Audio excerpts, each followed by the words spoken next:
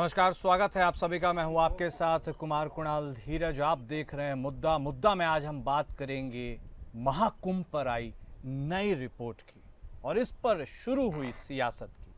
29 जनवरी को महाकुंभ में जो घटना घटी उससे हर कोई हतप्रभ रह गया।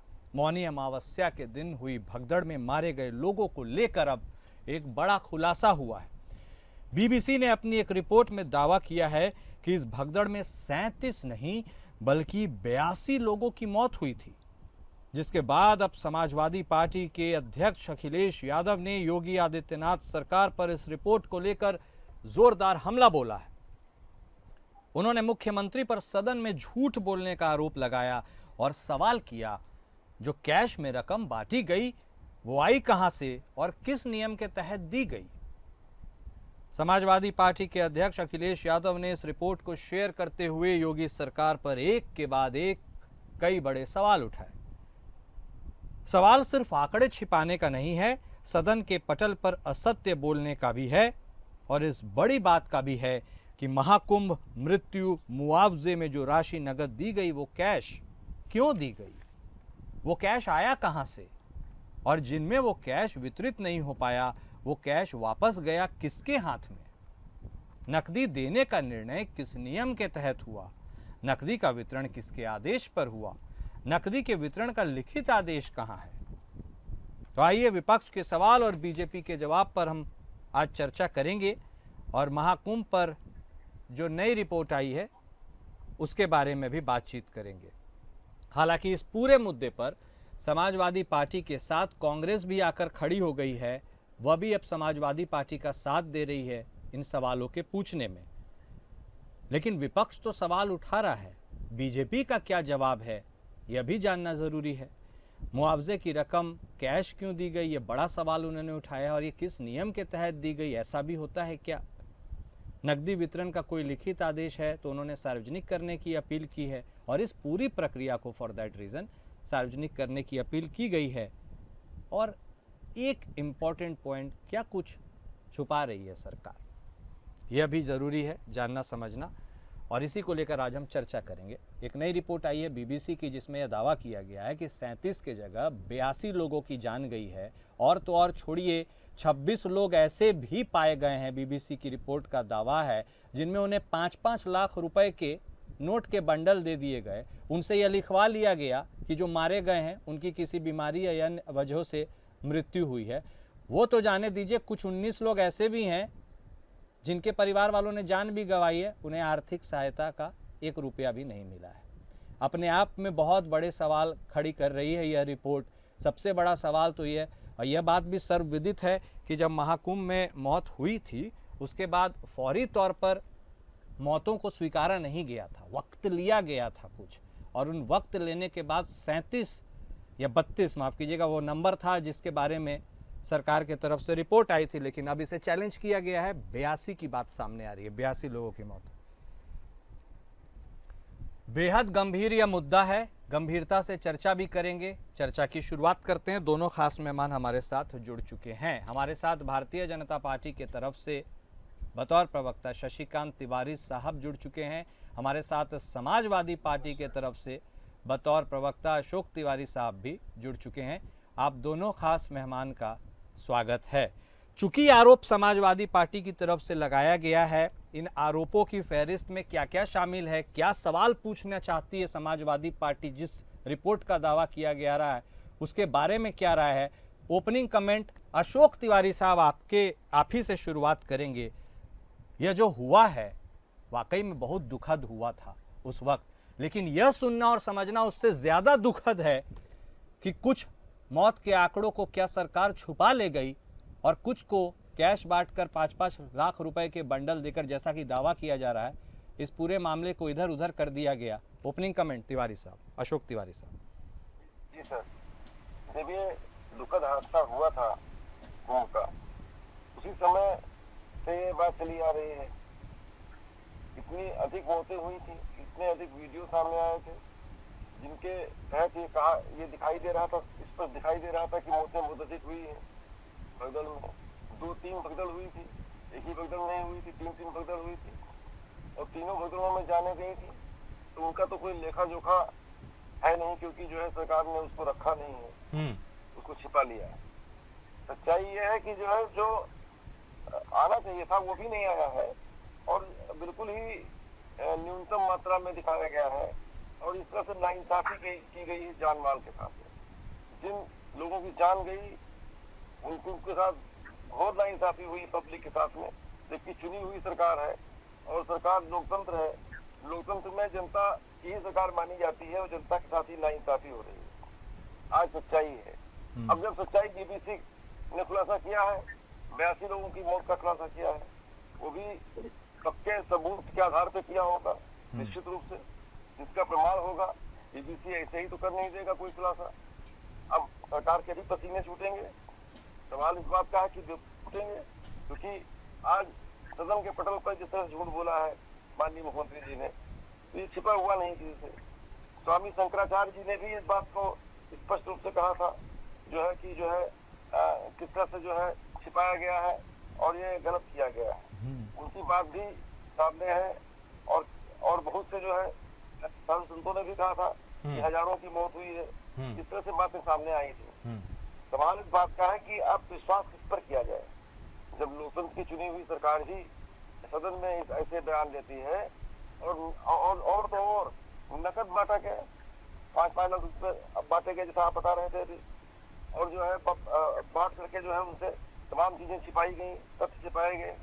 सवाल इस बात का नकद कैसे बांटा गया, नकद बांटने का आदेश कहाँ था, सारी चीजें स्पष्ट रूप से पूछी जा रही हैं, पूछी जानी चाहिए। ठीक है। लोकतंत्र में सवाल इस बात का है कि इस तरह से जो घोर अन्याय किया है, जनता को कैसे मुंह दिखाएगी योगी सरकार, किस मुंह से जाएगी इतने धार्मिक उत्सव में, पावन पर्व में, महाकुंभ के जैसे पावन पर्व में अगर किसी की जान माल क्षति हुई थी तो आपको सही सही बोलने में क्या दिक्कत थी? आपको उनको मुआवजा देने में क्या दिक्कत थी?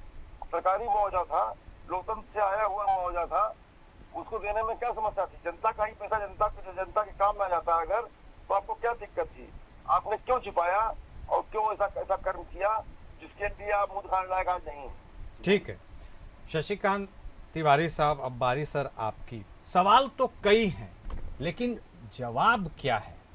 क्योंकि आप उस वक्त भी सवालों के घेरे में थे जब यह हादसा हुआ था। विपक्ष आपसे आंकड़ों के बारे में लगातार ये सवाल पूछ रहा था और आप पर आरोप लगा रहा था कि आप आंकड़े छुपा रहे हैं। लेकिन अब जो रिपोर्ट आई है सर, वह रिपोर्ट बेहद हैरत अंगेज कर देने वाली है और यह सोचने पर मजबूर भी कर देने वाली है कि लोकतंत्र में ऐसा भी होता है क्या? ऐसी तो कोई कल्पना ही नहीं कर सकता। तिवारी साहब, क्या जवाब है सर? देखिए, महाकुंभ जो इस बार का था प्रयागराज में, वह दुनिया का सबसे बड़ा सांस्कृतिक और धार्मिक एक मेला था, और उतना सुंदर आयोजन पूरी दुनिया को दिशा देने वाला था। लेकिन उसमें कुछ लोगों की मृत्यु हो जाना, ये बहुत ही दुखद घटना थी, जिससे हम सब, पूरा देशवासी, सभी लोग, हम लोग आहत हुए, और उसमें भारतीय जनता पार्टी भी आहत हुई, सरकार भी आहत हुई, सब लोग आहत हुए। उस पे मुख्यमंत्री जी ने सदन में बयान भी दिया। मैं एक चीज की तरफ संकेत करना चाहूंगा कि देखिए, हमारा देश जो है बीबीसी और विकीलीक्स और फोर्ड फाउंडेशन के इनके रिपोर्टों से हमारा देश नहीं चलेगा। इनके रिपोर्ट के सत्यता क्या है, उस पर हमारे देशवासियों को चौकन्ना रहना चाहिए। ये विकीलीक्स रिपोर्ट देंगे तो हमारा देश चलेगा, हमारा उसका पक्ष विपक्ष उस पर बोलना उचित नहीं है। बीबीसी को भी आप देख चुके हैं, इसका इतिहास में विवाद हो चुका है।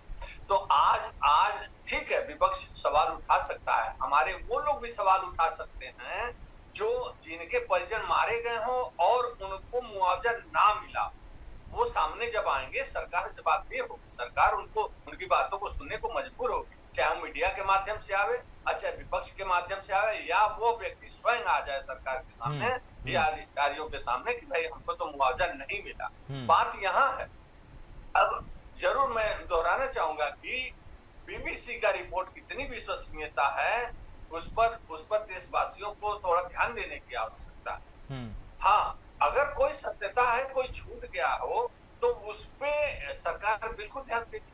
बिल्कुल, अगर कोई सप्लीमेंट्री बातें उसको दोबारा खींच जाएंगे कोई आ जाए, कोई सामने आ जाए, किसी का माध्यम, अखिलेश यादव जी के माध्यम से ही आ जाए, भाई फला व्यक्ति छूट गया है, इसको मुआवजा नहीं मिला, इनके परिजन के का देहांत हुआ। हाँ तिवारी साहब, एक लेकिन बात। एक बहुत असमंजस की स्थिति यह भी है सर कि आपकी जो जांच रिपोर्ट होती है, सरकारी जांच रिपोर्ट, उसको विपक्ष नहीं स्वीकारता है। बीबीसी की जांच रिपोर्ट की विश्वसनीयता पर आप सवाल पूछ रहे हैं। अब कौन जांच करे? ऐसी कौन सी एजेंसी आए स्वतंत्र जिसकी रिपोर्ट पर आप दोनों विश्वास करें, जनता विश्वास करे? यह भी बहुत बड़ी बात है सर, क्योंकि ऐसे में तो हाँ। एक दूसरे के ऊपर ही बॉल फेंका जाएगा, निकलेगा कुछ नहीं। बिल्कुल बड़ी बात है। इन लोगों की दिक्कत क्या है कि ये सरकार की किसी बात पर विश्वास नहीं करते। ये लोग विकीलीक्स के रिपोर्ट पे विश्वास करते हैं, फोर्ड फाउंडेशन के रिपोर्ट पे विश्वास करते हैं, बीबीसी पर करते हैं, और पाकिस्तान के एजेंसियों पे विश्वास करते हैं। ये लोग ऐसी बात करते हैं जिसमें पाकिस्तान के मीडिया में लोग हीरो बनते हैं। ये उसी पर विश्वास ही करते हैं। अब इससे आप सोच लीजिए इनका कहां से जुड़ा हुआ, किन लोगों के द्वारा ये लोग गाइड होते हैं, मॉडिफाई हो चुकी है कि उन्हीं लोगों की बातों पे विश्वास करते हैं, उन्हीं की भाषा बोलते हैं। ये जो भाषा बोलेंगे उससे बीबीसी खुश होगा, विकीलीक्स खुश होगा, फोर्ड फाउंडेशन खुश होगा, पाकिस्तान की मीडिया खुश होगा। ये वैसी भाषा सदैव बोलते हैं। तिवारी साहब एक मिनट के लिए सर एक मिनट सर, तिवारी साहब एक मिनट के लिए भूल जाइए एक मिनट के लिए कि बीबीसी ने नई रिपोर्ट बनाई है, उसका पैमाना क्या है। यह भी भूल जाइए कि सरकार ने जो रिपोर्ट बनाई है उसका पैमाना क्या है। बस एक चीज संजीदगी से सोचिए, हाइपोथेटिकली कल्पना ही कीजिए, प्रमाण तो आएंगे यदि बीबीसी ने भी किया है जैसा अशोक तिवारी साहब कह रहे हैं, लेकिन अगर ऐसा हुआ होगा, भगवान ना करे, तो फिर क्या होगा?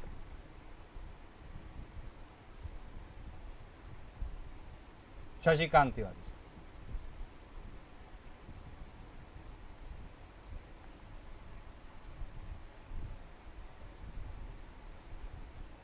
आवाज आ रही है सर? आपकी आवाज मिल नहीं रही है। ठीक है, मैं बोल रहा हूं, मैं एक मिनट शॉर्ट में बता देता हूं। हाँ, मैं ये बोल रहा हूं, भूल जाइए सरकार की रिपोर्ट, भूल जाइए बीबीसी रिपोर्ट, उसके पैमाने को। एक मिनट कल्पना ही कर लीजिए मात्र कि अगर ऐसा हुआ होगा, इतना भयानक हुआ होगा, तो फिर क्या होगा?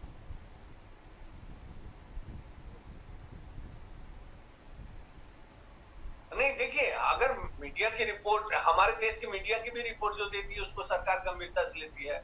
हमारी जो जांच एजेंसियां अधिकारियों के द्वारा बैठाई जाती है, कोई भी अधिकारी जब जांच करता है, इस बात का उसको संज्ञान रहता है कि सरकार भी को अपनी रिपोर्ट देना है, विपक्ष भी यहाँ बैठा हुआ है और न्यायालय भी बैठा हुआ है।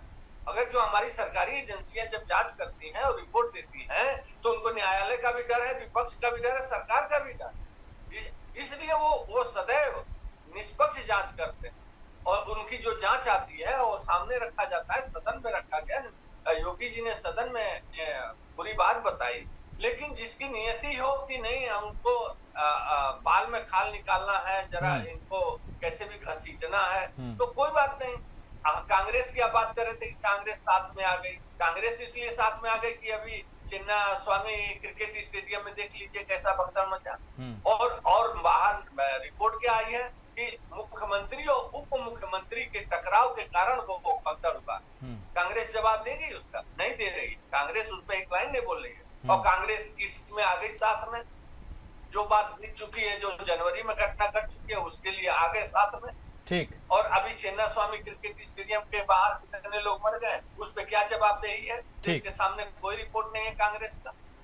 ठीक है, अशोक तिवारी साहब, आपने सुन लिया क्या कुछ कहना था शशिकांत तिवारी साहब का। अखिलेश यादव साहब लगातार इस पूरे मुद्दे को, इस प्रकरण को महाकुंभ के आयोजन के वक्त से, जब से यह हादसा हुआ है, तब से वो इसको लेकर उठाते चले। अब तो उनके हाथ में एक तरह से एक और हथियार मिल गया है, बीबीसी की रिपोर्ट का। उसकी सत्यता जांच होगी, प्रामाणिकता जांच होगी, वो अलग बात है। लेकिन यदि ऐसा हुआ होगा और उनके हाथ में यह बीबीसी की रिपोर्ट आई है, तो अब आप सियासत को कौन सी दिशा देंगे अशोक तिवारी साहब? जी सर, देखिए सर, ऐसा है, जनता उत्तर प्रदेश की हो, देश की हो, अत्यंत समझदार है। जनता नासमझ नहीं है, ये हम सभी दलों को मानना चाहिए, और यही मानना उचित है। मीडिया को भी मानना चाहिए। आपका चैनल कोई छोटा चैनल नहीं है, आपका चैनल राष्ट्रीय चैनल है, एपीएन न्यूज सब देखते हैं, और एपीएन न्यूज के व्यूवर्स भी जाहिर है ज्यादा अधिक संख्या में है। तो एपीएन न्यूज जो भी देख रहा है इस समय, हम उसके विवेक पे छोड़ते हैं। आज भाजपा के प्रवक्ता जितनी बातें कह रहे थे, मुझे कुछ कहना ही नहीं उन बातों पर, क्योंकि उन बातों को हम आप तो डिबेट कर रहे हैं यहाँ पर बैठ करके। ये डिबेट को सुन कौन रहा है, देख कौन रहा है? जनता देख रही है। जनता खुद जानती है कि कितने उलझन में है, कितने कशोपेश में है, और किस दबाव में आकर के किस तरह से बयान दे रहे हैं। जनता उनकी परेशानी समझ रही है और भली बात समझ रही है। आज सच्चाई ये है कि बीबीसी को आप कह दीजिए, पाकिस्तानी चैनल बता दीजिए बीबीसी को, आप कुछ भी कह दीजिए, आपका जवान है, आपके पास है, आप बोल सकते हैं। लेकिन बीबीसी ने अगर कहा है तो भारत की सरकार, उत्तर प्रदेश की सरकार बीबीसी से सवाल पूछ सकती है ना, प्रमाण मांग सकती है ना। बगैर प्रमाण के ही कोई भी चैनल मीडिया हो, आप भी मीडिया हाउस है, बीबीसी भी मीडिया है, कोई भी मीडिया हो, कोई मीडिया बगैर प्रमाण के कोई बातें कहता है क्या? कोई दुश्मनी है उसकी क्या? कोई नाराजगी उसकी है क्या? ऐसे हल्के में कोई बात कह देगा क्या? ये तमाम बातों को समझ करके तब भाजपा के प्रवक्ता को बीबीसी पर टिप्पणी करनी चाहिए थी। सच्चाई ये है, सच्चाई सामने आ जाएगी। अब सच्चाई सामने आ चुकी है, खुल के सामने आ चुकी है। इससे अधिक मौतें हुई हैं, मैं तो कहता हूँ 82 भी नहीं हुई, इससे अधिक मौतें हुई हैं, लेकिन जितने का प्रमाण बीबीसी के पास है उतना बीबीसी ने खुलासा किया है। बीबीसी उतना ही बात कहेगा जितने का प्रमाण उसके पास होगा। सच्चाई ये है। और सच्चाई ये भी है कि आज नकदी आपने क्यों बांटा, आप जवाब नहीं दे सकते हैं। आप पूछेगा भाजपा के प्रवक्ता से, नकदी क्यों बांटा गया, किस दबाव में 5-5 लाख रुपए दिए गए, किस दबाव में बहुत से लोगों को पैसे नहीं दिए गए, और नहीं दिए गए तो फिर वापस वो किसकी जेब में गए, किसके हाथ में गए, तमाम सवाल किसके आदेश पे एक नकदी का वितरण हुआ, लिखित आदेश कहाँ है, तमाम ऐसी चीजें हैं जो कि सवाल है। उन सवालों का जवाब से 2-4 होना पड़ेगा भाजपा के शासनकाल में भाजपा सरकार को। सच्चाई है, केंद्र में भी है और उत्तर प्रदेश में भी है। हमारी मांगे जायज हैं, जनता की बातों को तो हम रख रहे हैं जो लोकतंत्र में उचित होता है। जनता की आवाज बन करके जनता की बात को ही राष्ट्रीय अध्यक्ष जी हमारे रख रहे हैं। आज जनता की आवाज कौन होगा? विपक्ष ही तो आवाज जनता की है। हमारी पार्टी आज विपक्ष में है। आज 37 सीटें हमने लोकसभा में जीती हैं, तीसरा सबसे बड़ा दल बने हैं भारत के अंदर। तो हमारी लाइबिलिटी बनती है कि हम जनता की बात रखें। ठीक। शशिकांत तिवारी साहब, अखिलेश यादव ने यह भी आरोप लगाया, अखिलेश यादव साहब ने यह भी आरोप लगाया आपके ऊपर कि सरकार के नेता ने, इशारा संभवतः मुख्यमंत्री के तरफ होगा, आप ही बेहतर जानेंगे किसके तरफ है, उन्होंने सदन के पटल पे ये बातें कही हैं और अब अखिलेश यादव साहब कह रहे हैं सदन के पटल पर झूठ बोला गया। मेरा आपसे यह सवाल है, लोकतंत्र का मंदिर होता है सदन, मंदिर में कोई झूठ बोल सकता है क्या? मतलब ऐसी हिमाकत कोई कर सकता है?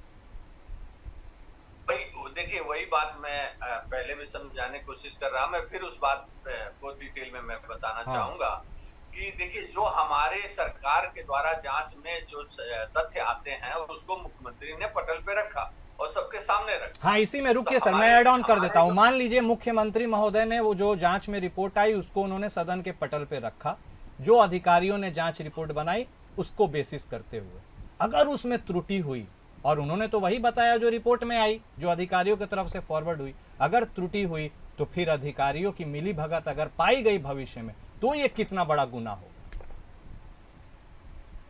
हाँ, ठीक है।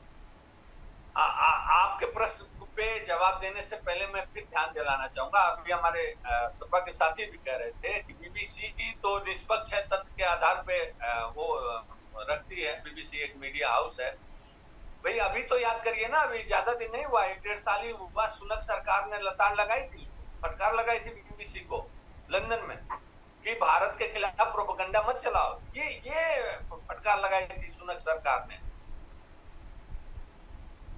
तो इस पर भी तो आप ध्यान दीजिए, इस पर आपको ध्यान देना पड़ेगा। हाँ, अगर कोई मैंने तो कहा कि विपक्ष के जो नेता अखिलेश यादव जी हैं, हमारा मीडिया हाउस की बात अलग कर, विपक्ष का नेता जो अखिलेश यादव जी भी कोई बात कहेंगे कि भाई ये हुआ है, ये आंकड़ा 37 नहीं, ये ज्यादा है, इस पे ये मुआवजा मिलना चाहिए, इनको राहत मिलनी चाहिए, तो मिलेगा, क्यों नहीं मिलेगा? हम तो अखिलेश यादव जी को ज्यादा गंभीरता से लेंगे, मीडिया को, भारत की मीडिया को ज्यादा से गंभीरता से लेंगे।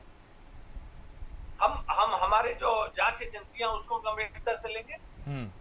हाँ ठीक है, अगर एक रिपोर्ट बीबीसी की आई है तो सरकार भी ध्यान देगी कि किन परिस्थितियों में इन्होंने जांच की, इनकी विश्वसनीयता क्या है। मैं इस बात को रख रहा कि सरकार अब इस बात को बिना देखेगी कि इनकी विश्वसनीयता क्या है, इन्होंने कैसे इस रिपोर्ट को दिया है, उस पर ध्यान दिया जाएगा। लेकिन हमारी विश्वसनीयता हमारे विपक्ष के नेता की बातों पर ज्यादा है, लेकिन विपक्ष के नेता ने बीबीसी को कोट कर दिया तो बीबीसी तो अभी मैं बता रहा हूँ कि सुनक सरकार ने इनको लताड़ लगाया था कि भारत के खिलाफ प्रोपेगेंडा चलाने के लिए उनको वार्निंग दी थी। सरकार ने वार्निंग दी थी, लंदन की सरकार ने, सुनक सरकार। ठीक है। तो आज मैं यही कहना चाहता हूँ कि बीबीसी से प्रभावित ना हो अखिलेश यादव जी। अखिलेश यादव जी के पास कोई इंफॉर्मेशन हो तो दे, हमारी सरकार उसको ध्यान देगी, मुख्यमंत्री जी भी ध्यान देंगे। और विपक्ष के नेता को सदैव, हमारे देश की परंपरा रही है, प्रदेश की परंपरा रही है कि विपक्ष के नेता को गंभीरता से लिया जाता है। ठीक। हाँ, आज लेकिन अखिलेश यादव जी से मैं भी आग्रह करूंगा कि वो जरा चिन्ना स्वामी पे जो कांग्रेस शासित सरकार में जो भगदड़ मची है, तो देश के नेता हैं, आप तो संसद में बैठते हैं, हालांकि उत्तर प्रदेश से ही सारे सीटें जीते हैं, तब भी देश के संसद में बैठे, जरा बकिया उनका भी उधरिए। ठीक। कांग्रेस के लोगों को आपने क्लीन चिट दे रखा है कि हाँ वो भगदड़ मचा सकते हैं, उनके कांग्रेस शासित राज्यों में भगदड़ मचे तो आप बोलेंगे नहीं। आप हिंदुओं की हत्या हो जाएगी बंगाल में तो आप कहेंगे कि हम ममता दीदी के साथ हैं। अखिलेश यादव ने कहा कि मैं तो ममता दीदी के साथ हूँ। हिंदू मारे जाए देश भर के तो आप ममता दीदी के साथ हैं, चिन्ना स्वामी क्रिकेट के बाहर लोग मर जाए तो आप कांग्रेस के साथ हैं, और यहाँ आप जो है बकिया उधेड़ने में लगे हुए, जो बात बीत गई उसको आप निकालने में लगे हुए। यानी कि आपके पास कोई मुद्दा नहीं है, कोई क्रिएटिविटी नहीं है, कोई काम नहीं है, जनता की सेवा से कोई आपका मतलब नहीं है, केवल ट्वीट करना और बकिया उधेड़ना, बस इसके अलावा कोई काम। ठीक है शशिकांत तिवारी साहब, आप चिन्ना स्वामी स्टेडियम में जो हुआ वो भी बहुत दुखदाई था। हालांकि अब कार्रवाई के ऊपर ही सवाल होते हैं, तो वहां पर पुलिस कमिश्नर से लेके बहुत सारे वरीय अधिकारियों को सस्पेंड भी किया गया, लेकिन अब कार्रवाई सिर्फ इतना एनफ है या नहीं वो अपने आप में डिबेटेबल है। हालांकि उससे उतर जिस पर हम बात कर रहे हैं उसी से हम बात करेंगे। एक लास्ट क्लोजिंग कमेंट आपसे भी लेंगे अशोक तिवारी साहब, और आपसे भी शशिकांत तिवारी साहब। जल्दी से बता दीजिएगा अशोक तिवारी साहब, अब आगे इस पूरे मुद्दे को लेकर आपका कोर्स ऑफ एक्शन क्या होगा, और इसी पूरी रिपोर्ट के मुद्दे को लेकर के मैं शशिकांत तिवारी से यही सवाल पूछूंगा कि आपका कोर्स ऑफ एक्शन क्या होगा। अशोक तिवारी साहब पहले आप। जी सर, देखिए जनहित सबसे सर्वोपरि है। हाँ, हम जन सेवा में हैं और जनता के हित को ही ऊपर रख करके काम करते हैं, सच्चाई है। और सच्चाई ये भी है कि कुंभ का, महाकुंभ का पर्व, जो पावन तीर्थ महाकुंभ हमारा है, उसका पर्व एक महापर्व होता है जिसमें आध्यात्मिक तरीके से हम तमाम चीजें प्राप्त करते हैं और तमाम शांति मिलती है मन को, और बहुत ही पवित्र पर्व होता है। जैसा कि उसका जो है प्रचार बहुत बड़ा किया गया था, और ये कहा गया था कि इतनी बड़ी संख्या में लोग आ जाएंगे, उतनी बड़ी संख्या में लोग आ जाएंगे आज, और तब भी हम व्यवस्था कर ले जाएंगे। ठीक है, इसका इन्होंने 100 करोड़ लोगों की बात कही थी योगी जी ने, और 100 करोड़ तो नहीं आए थे, लेकिन जो भी आए थे भारी संख्या में लोग आए थे, बड़ी संख्या में लोग आए थे, और इसी उम्मीद से आए थे कि हम आध्यात्मिक शांति प्राप्त करेंगे, हम पुण्य प्राप्त करेंगे और अपना जीवन धन्य करेंगे। ऐसे महापर्व पर अगर ऐसी चीजें होती हैं और उसमें जो है बेईमानी की जाती है, असत्य बोला जाता है, जैसा कि स्वामी शंकराचार्य जी ने भी कहा था कि जो है कि असत्य वाचन कर दिया मुख्यमंत्री ने, हम विश्वास किए बैठे रह गए और वो झूठ पे झूठ बोलते रहे। सवाल इस बात का है कि सदन में भी गलत बयानी करी। आपका तंत्र क्या कर रहा है? आपका तंत्र देख नहीं पा रहा है क्या? आपके कैमरे क्या कर रहे हैं? आपका ड्रोन क्या कर रहा था? आप तो बिल्कुल बहुत बड़ी व्यवस्था में थे कि आपके चप्पे चप्पे पे आपकी निगाहें थी, फिर इतने लोगों के मरने की बात आप तक नहीं पहुंच पाई। ये तो समझ में नहीं आने, समझ से परे है। इस टेक्निकल युग में, इस तकनीकी युग में आप जान ही नहीं पाए, आपके अधिकारी समझ ही नहीं पाए, आप सभी को मुआवजा भी नहीं दे पाए, आप मुआवजा देने से भी दूर रहे, संख्या आप दिखा नहीं पाए। ये छोटा पाप नहीं है, महापाप है। अगर पाप की संख्या दी जाए अगर, तो ये महापाप है। जनता से झूठ बोलना, जनता से बातों को छिपाना, इससे बड़ा दुष्कर हो ही नहीं सकता। ठीक है अशोक तिवारी साहब, जल्दी से ठीक है। जनता देगी। ओके। लोकतंत्र में 27 ओके क्षेत्रों में ओके जनता इनको सजा देने ओके। वाली है। शशिकांत तिवारी साहब जल्दी से, सर वक्त बहुत कम है, जल्दी से आप भी क्लोजिंग कमेंट दे दें। देखिए, मैं विपक्ष से ये आग्रह करूंगा अखिलेश यादव जी से खास करके कि देखिए कोरोना में क्या हुआ कि फर्स्ट फेज में तो प्रशासन के लोगों ने ही लाशें जलाई, लेकिन सेकेंड फेज में लोग ले जा करके नदी के किनारे जला रहे थे अपनी लाशों को। तो कफन जो छूट गए उसके फोटो इन लोगों ने चला दिए, जो कफन चारों तरफ फैले रहते हैं। अब कफन हटा दिया जाता है जब मुर्दे को जलाया जाता है, तो उस कफन का फोटो चला दिया कि देखिए लाशें फेंकी हुई हैं वहां गंगा के किनारे। एक तो ये इन्होंने झूठ चलाया। दूसरा, ये जब भी बोलेंगे तो निगेटिव बात बोलेंगे। वो 25वां पुल 24 पुल बन चुके थे महाकुंभ में, 25वां पुल अभी बन रहा था, तभी इन लोगों ने 13 जनवरी से महाकुंभ था, इन्होंने 1 जनवरी को ही चला दिया कि अभी पुल ही कब नहीं बन पाया है। तो 25वां पुल भी 5 जनवरी तक बन के तैयार हो गया था। तो एक झूठ वो चला है कि अभी तो पुल ही नहीं बना, तैयार ही नहीं है। फिर महाकुंभ में भगदड़ को लेकर के इन्होंने जितना बोलना था खूब बोला। आज पुनः उसी को उखाड़ रहे हैं। इससे जाहिर होता है कि कोई आपके ऊपर रचनात्मक कार्य नहीं है। कृपया अखिलेश यादव जी रचनात्मक कार्य करिए, लोगों की सेवा करिए, ट्विटर से बाहर निकलिए और जाइए, लोगों की भी सेवा करिए। ये निगेटिव बातें छोड़ दीजिए, मेरा यही जानना है आपसे। ठीक, बहुत धन्यवाद आप दोनों खास मेहमान का हमारे साथ जुड़ने के लिए, इस चर्चा में शामिल होने के लिए। महाकुंभ में जो नई रिपोर्ट आई है उसने पूरे सियासी गलियारों में एक तरह से हड़कंप मचा दिया है। अब देखना होगा कि सरकार के तरफ से आगे की रणनीति क्या होगी, विपक्ष के तरफ से क्या होगी और इस पूरी रिपोर्ट के बाद आगे की प्रक्रिया क्या होगी। मुद्दा में आज बस इतना ही। नमस्कार।